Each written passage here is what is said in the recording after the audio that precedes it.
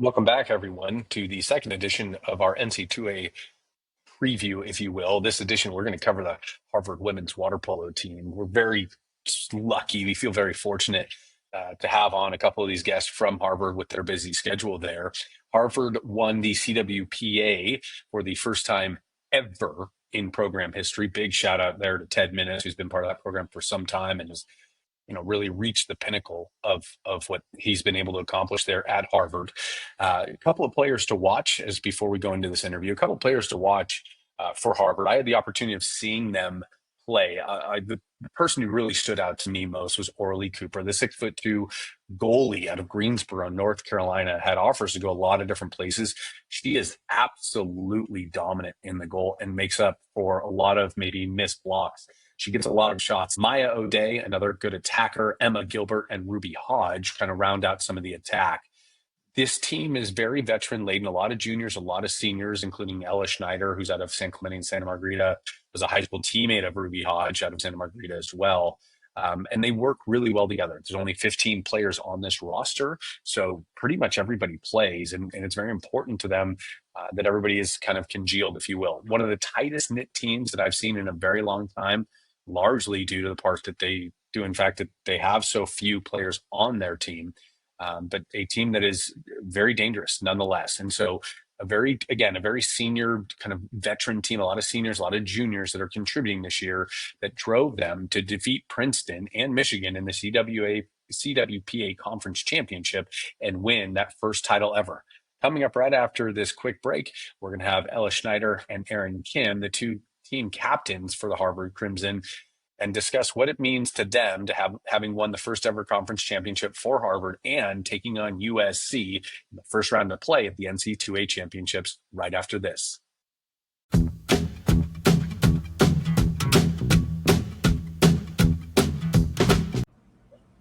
Welcome back, everyone. I am joined by some very special guests here. Erin, the captain of Harvard, Ella, a junior from Santa Margarita here at Harvard, and Ted Minnis, the head coach, the CWPA champions 2025. Congratulations, everybody. You've made the NC2A tournament. I think you've been kind of underrated all year. Thank you for being here. We're so excited to have you. Thanks for having us. Yeah, thanks for having us. I want to clarify, Ella is also a co-captain, so these are my two co-captains.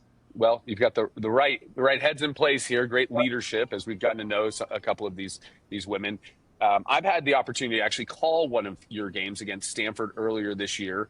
I got to call out your team warm up is one of the greatest things I've ever seen. The dancing and how loose you are, but it shows just how you guys are kind of in sync. Now, I don't think I was as good of a line dancer as you are. What inspired that as you guys kind of like went through this season? It was very different.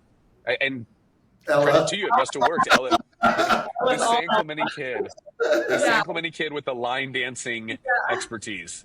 Yeah, it's definitely just a hobby, but the whole team's kind of picked it up. I think it's just a way for us to kind of connect and get loose before we get in. But yeah, it's just really fun. I think it's a testament to our energy as a team and a group. But yeah, they all love it. I'll tell you, that to me was when I realized that this group was special. We go through all our pregame stuff in our meetings and we get all hyped up and everything. And then it's like we're about to play Michigan at home.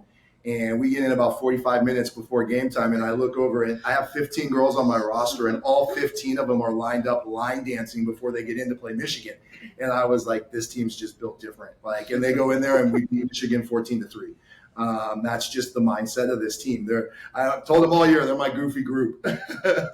Yeah, I think I think it's a reminder that water polo, yes, we do play at a high level, but it's not always supposed to be super serious 100% of the time. And we really do play our best when we're just having fun. And we went into that Michigan game, really having each other's backs because we danced together. And we knew that no matter what happened, we were able to just stay together as a team. And so that's honestly the most important part, aside from tactics and anything, but yeah. It's great to see, and knowing Ted, it's not surprising of all the coaches that we know around the country because he is so family oriented, where he's very much this is a family, this is a group. And you mentioned you only have 15 players on your roster. Yeah. You've got to be tight knit. You've got to rely on literally every single person I jokingly, and didn't mean to be superstitious about it, said, well, if somebody gets hurt, what do you do in practice? Because you're missing somebody, right? Like that's a note. If you're 20, 24, 28 people, it's noticeable. Talk to us about what that's like with such a small group, and what the culture kind of becomes when you are so tight knit. Yeah, I think honestly, it's a big benefit to have a small team because it makes it feel like every girl on the team is like super important and they play a super key role both inside and outside of the water. And I think Erin and I spend a lot of time in the fall trying to cultivate a culture of being really like calm and being together. And it's really nice our seasons in the spring because we get that time in the fall to kind of build up and work together and get used to kind of each other. Obviously, we welcomed 3 new freshmen who are all super key players this year, and I think they integrated really well into our team dynamics. But yeah, I honestly really like having a small team, and I think it's really driven us to push hard. We get more reps at practice. We all know that we have to contribute a ton to each practice, each game, and I think it makes us all a lot closer. Yeah, It's unique, right?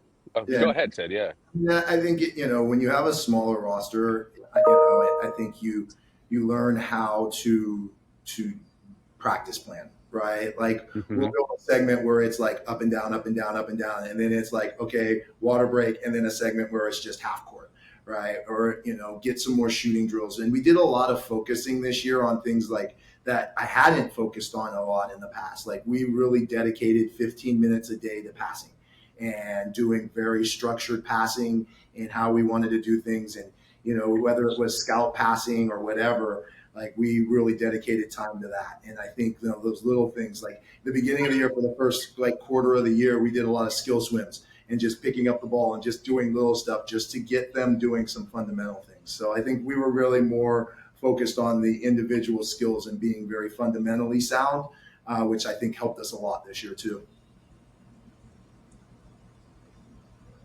That's it's an interesting call out. When I was playing with the national team 20 years ago, as it were, 22 years ago, 21 years ago, Rudich was my coach. And we would spend hours, like full practices, on picking up the ball and holding the ball. Yeah. And to that point, is this something you think like, hey, has made a paradigm shift or a fundamental difference in how you're going to approach coaching kind of going forward with the emphasis on individual skills like that? 100%. I mean, I think it made a huge difference, especially when you saw at the end of the year, the way we moved the ball. I think that was the biggest difference in our championship. Like we weren't dropping the ball. We were moving the ball around. We were getting good looks. We're swinging the ball. We're absorbing pressure. I thought those were huge to us down the stretch. And so definitely it is going to be a change in how we attack things.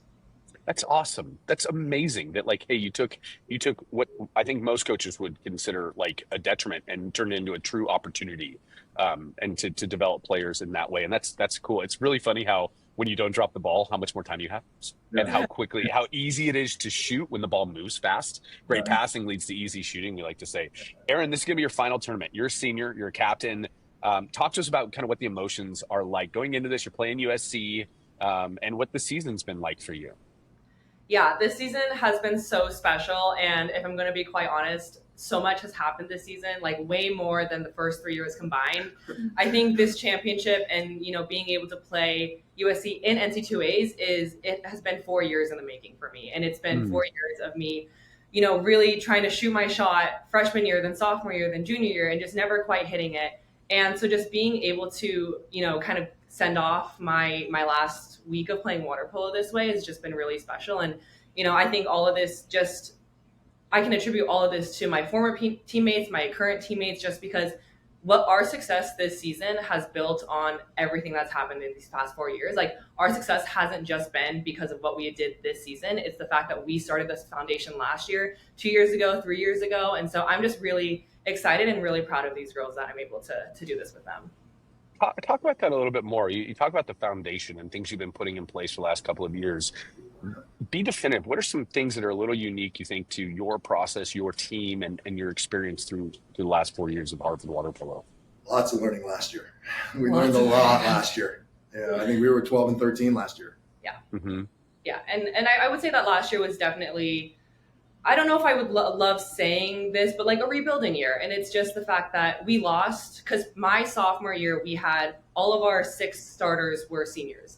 And so going into last year, it was a whole new team. It was completely different. We had 5 incoming freshmen. And so it really was just getting used to playing with these new girls and really being able to like see who's going to step up this year, who's going to really fill in these shoes of these seniors that had just left us. And so that's really what was important last year and what we learned. I think my class and Ella's class, we learned a lot about leadership. We learned a lot about how can we really make a mark on this team rather than just kind of sitting in the background and letting the seniors do their work like we did our first 2 years. And so last year, that was a big learning opportunity for us. And I think that's us getting comfortable in that position has really helped us be successful this year. I mean, I'm gonna add like these two are amazing and are amazing leaders, and it's everything that I want in my program for my kids to be these leaders. But I think it started in the fall when they went to the team and was just like how they were talking to the team was like, we're bought in. Whatever we're asked to do, we're going to do, and we're going to do it, and we're going to do it to the best of our ability, and we're going to go down doing what the coaching staff asks us to do to a fault. And that's how it was all year. Anything we asked them to do, they did. And I've told them I'm not that kind of guy that's going to keep doing things and not change if it doesn't work. And they bought into that. And so everything, it's a collaborative, but they listened and they did it, and it was amazing. And it started with their leadership. We like to say that our coach would like to say to us all the time, I might be wrong, but at least we'll be wrong together. And so at least we're moving as one, and that can be very collaborative. It can be very powerful too, because you're working towards something together, which is really amazing. And that's kind of been the theme this year around women's water polo, frankly, is that the teams who are the best teams are really shining. We saw some I don't want to say upsets, but like teams ranked lower beating teams that were ranked above. I think you had some great wins this year, and you got seated ahead of the Gold Coast Conference champion LMU, which rightfully so. You had a better head to head. You had a better common opponent. You had better, a lot of numbers that are in your favor, and yet you were ranked below them all season from a perception standpoint, which the coach's poll to me is perfunctory at times, because it really doesn't. I mean, nobody watches all the games. Which poll? There's 2 out there. I don't know that I trust any of them. I got my own poll, right? Like, that's the one I trust, is because I don't think anybody watches every game that they need to. But given that all season you were undervalued, underranked, talk to us a little bit about what that did to the team. Was it a galvanizing force? Did it upset anybody? Did you even notice it? Like, were you even aware of like UCSD, who's a very good team that had a great year this year, was ahead of you all year? I mean, like, are these things that like are bulletin board material for you? I think so. Like, I think, we kind of laughed at the polls all year. Yeah. I think Wednesday You're not the only one. We would be doing our dynamic warm up when they would come out, and we would say, okay, this week they got us at we're tied for 14. Like, okay, great, So definitely. I think it was something though we were all able to find a little bit of unity on though, because it did put a little chip on our shoulder. But also, we knew at the end of the day that we were better than some of these teams, and that was just another reason for us to continuously keep proving what we already knew. And so that just kind of was a motivating extra driving force for us. But every single girl on our team, like Teddy just said, has been so bought in since the fall, and we've been so focused and motivated to succeed. So whether or not the polls reflect where we were at, we knew at the end of the day that we were going to pull through. Yeah. I think this is so inspiring, because having had a career, played water polo for 30 years, and worked a ton more than I would ever have liked to or thought I would. There will be times in each of your lives, more than one time, where somebody will devalue you or not think as highly of you as they should. This is a very safe place where they can put you. I mean, it's very public, but it's also very safe. We're talking about polls. But what a great opportunity and experience for you to come together as a team, right? And I'll quote Bo Schembechler, the team, to prove that, hey, you are more valuable than the ranking that they give you, that you can accomplish far more. And frankly, at the beginning of the season, I don't think anybody gave you a chance to beat Princeton in the final, but you did. And here you are, amazing. Talk to us about what that CWPA championship was like. Were you overjoyed? Did you expect to win? Was it like, no big deal? Like, talk to us about that run and what that was like. I mean, I think it'd be interesting to hear what their perspective is, because I know what my perspective is, and my perspective of what like. I never in my 15 years here going into a championship have talked about what happens after a championship. I don't do it. Like, I'm very superstitious that way. And it started the week before. We're sitting here in my office. I'm having a staff meeting, and we finished what we were talking about. And I said, okay, let's talk about what next week is going to look like after we win a championship. And we put the schedule out. And then we started talking about what the next week was going to look like. And I think we all believed that we were going to win that championship. I don't think there was any doubt in our mind. Our focus was Michigan. We weren't thinking about Princeton. Like, my staff and I, we did our work on Princeton, and we had our scouts for them, but we didn't talk about Princeton once in the week leading up. And I think Aaron or Ella, both of them will tell you, like, all I kept saying was, you can't win a championship if you don't win the semifinal.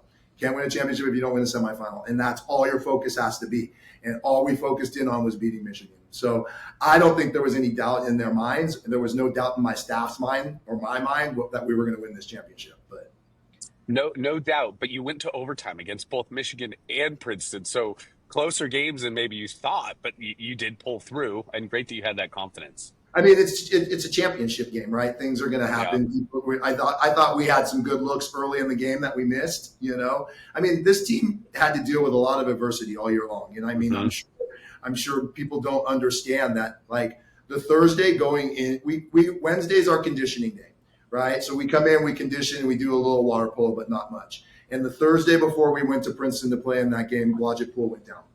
And so we're going in and playing in a small little 6-lane pool, practicing to get ready for what we saw as the biggest game of the year, playing against Princeton for the second round to keep control of the CWPA regular season championship. Blodgett was down for 4 weeks. This team had to go on the road for 4 weeks in practice. We practiced in 3 different pools, right? Like, adversity is nothing to this group. This is what they like. We talked about it. So going to overtime was an advantage to us, right? Because there was no doubt in our mind that we weren't going to win. So I mean, I think that's overtime is just another little story to have for when we look back 10 years from now and talk about what this journey was like. Mm-hmm. Yeah, I think I would say that going into champs. And this is unique. I have never felt this feeling ever going into any championship game or semifinal game ever since I was like 10 years old. So I went into the semifinals just feeling so calm and so confident, because I knew that, like, no matter what, like, our team would be able to stick through anything. And like, we proved that. And it was very evident in what we would say to each other in our last practices in Blodgett leading up to conference, because we always say, oh, potentially this could be our last practice. But everyone on the team was saying, no, we're here after conference. We're going to be here for the next 2 weeks. Like, there's no way that we're losing this tournament right now. I think that this is something that it honestly feels really special to me, because I have never been so confident and just so secure about where we were at. And even in Michigan and even in Princeton, when we went into overtime, I didn't feel like I was panicking. Like, I don't think any of us felt like we were like, oh my God, we could lose this game right now. We knew that, okay, put our head down. If they score on us, fine, we got this. Like, we knew from the very first whistle that we were going to win that game, like, no matter what. And so I think that attitude is really what got us all the way through. We never trailed in the Princeton game, in the championship game. We never trailed. And we were the only team to go up 2. It's an interesting dynamic. There's games where you may never trail, but it doesn't feel like you're in control. Like it maybe like you feel like you're kind of, everything is like a really big deal. There's games where you might be tied and you're like, we've got this. I mean, I've experienced that quite a bit, where it's just a weird feeling about the way the flow of the game is going. And I think it comes down to like how well you guys kind of congealed as a team and been galvanized by the adversity that you've faced. It's been wonderful to hear this. Like, I'm really inspired. I feel like I got to go work out now. Like, I'm all jacked up talking to you guys. You're very inspiring to speak to. We like to give this opportunity here at the end of the interview for you guys to say whatever it is you're comfortable saying. We like to say the studio is yours to talk about whatever it is you'd like. Obviously, we're we're big fans, and I've known Ted my wife's known Ted a very long time, but really, really happy for Harvard, right? Like this is a huge win for you guys. Maybe not as big in your mind, but you're going up against a tough USC team. Love to hear what your thoughts are on that and anything else you'd like to share. Aaron, why don't you go first and then let Ella go after? Yeah, definitely. I am just really excited to play USC and going into this tournament. I think the entire experience of the tournament is something that we're all super excited for. Obviously, no one has ever been there before, and so we're just really excited to like be surrounded by so many great teams and feel like we are a part of these top 8 teams in the country that are playing for this one last time, and that's really special to us. And so I'm just really excited to take it all in, honestly. Like, considering that this is going to be my last weekend of playing water polo, I just really want to have a lot of fun. Like, and I always have so much fun with this team, so I know that's a given. But I think that going into this USC game, like, we're the underdogs. We have nothing to lose, and that's always how I like to play. I think that's how we always like to play. And so we're just going to go out there and have some fun. And that's really all that matters. And I think just on a greater note, I am just so grateful for what Ted has helped us do and what we have all built as a team. I have been playing water polo for, I don't even know how long anymore, but this has been my favorite year ever playing water polo. I've never had so much fun playing water polo, and it's because of Ted. It's because of this team. It's because we were able to bring joy into this sport that I think is lost in a lot of NCAA teams and like these D1 teams. Like water polo becomes a job at some point, and in this team, like, it doesn't happen like that. You know, we are here because we want to be here. We're here because we love our teammates. We love the coaches. We want to just show up and have fun, have a couple laughs every day. And that's what keeps us coming back. And it's not something that, you know, I get burnt out about or anything like that, because like Harvard has made water polo so much fun, and this team has just made water polo just so much fun to be a part of. So I'm really grateful for that. Let me say something about her, right? I remember at JO's, she was committed to come, and she's in the gold medal game, and she hits the game winner against Newport to win JO's, and was the JO's MVP. And that Aaron came in as a scorer, right? And I'm going to tell you, her shot block at the end on 5-on-6 from X1, jumping in and making the big shot block to seal the game, was the way she won that championship for the team. And that's just, to watch her do that was really huge. So, and I think for us, SC is probably, to me, the only team I didn't want to play, to be really honest, because of Jackie. You know, Jackie was a big part of building this roster. And, you know, I talked to her earlier in the week, and it was like, you know, I wanted her to be able to watch us play, because I think she would have enjoyed that more than having to figure out, you know, a game plan against us. But I think on the other side, if we're going to do it, we might as well go out big against a very talented team. You got nothing to lose. I mean, look, you can have any team can have an off day. They can have a cramp. I mean, there's things that can happen here. That's why we play the game again. Everybody wrote you off in the beginning of the year against Princeton. Everybody thought Princeton's got this locked up for another year in a row. They're getting players back, and here you are. So I'm not counting you guys out by any stretch. I do want to say, Aaron, that was one of the most incredible speeches I think I've ever heard. And the word you use, joy, is something in our family we use very specifically, that something brings you joy. And we try to focus on those things that bring you joy. My hope for you is this isn't your last week or 2 weeks of water polo. My hope for you is you stick with this wonderful, wonderful game. A good friend of mine, Dennis Varga, who was out here playing with LA Athletic Club a couple weeks ago, said to me, and he told the world, they told the stream as well, that he didn't really miss the training and going like to train, but when he started playing again, he kind of loved it again. There's a beautiful thing about this water polo game that's not just a pickup soccer, basketball, whatever. It's something different. I don't know if it's a chlorine destroying our brains, but it is, you know, we're addicted to it. I hope you do continue. And so I love the fact that you use that word joy. It's kind of a trigger for us in our house, that it means something a little bit more. And it's great to hear not only your success, but your love of what it is you're getting to do. Because that's not something we hear all the time, because it can become a job. It can be very difficult, and keep that joy inside of you. I hope you do for a very, very long time. Ella, I'd love to hear from you now.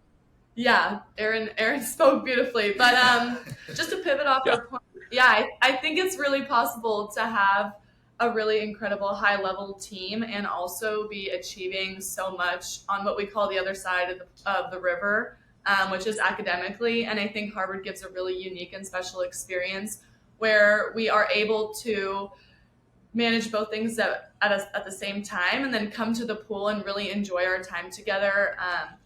A large part of our culture, like you said, is family, and that's a big reason why we keep showing up for each other every day. And you know, people have bad days, people take really hard classes, there's a lot of Yeah. things on everyone's plate, but the reason that we show up and the reason we find joy is because we are each other's family and we never turn our back on each other.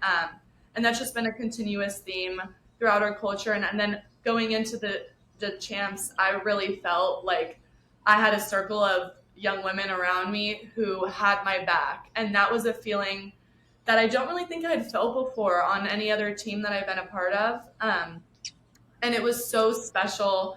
And then when we jumped in that pool, I just knew that this was the group that I wanted to do it with.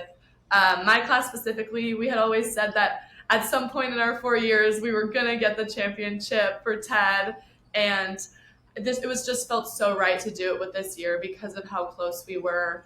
And then moving into USC, I think we're just, yeah, like Erin said, we're so excited. It's going to be so fun. We're really excited. This is our first time in history ever making it to NC2As. And I think that's a really special thing. And I'm so proud of this group and proud of the way that we're going to present ourselves against a really top high level team. It's amazing. Go ahead, Ted. For me, like, you know, I grew up as a coach on the women's side at Stanford Club and Castellet School. Mm-hmm. And I came in with not coaching men in a long time.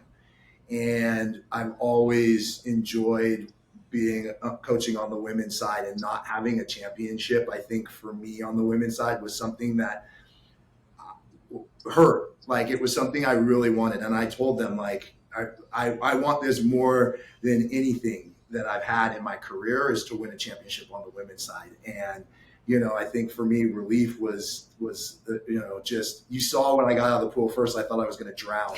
And I got and I sat on the pool and I just put both hands up in the air. And to me, that was just like 30 years of me trying to get to the highest pinnacle that I could get to. And that moment I was at the mountaintop, and to do it with these two and their teammates and my staff, it was just an amazing accomplishment. And I'm so proud of this group.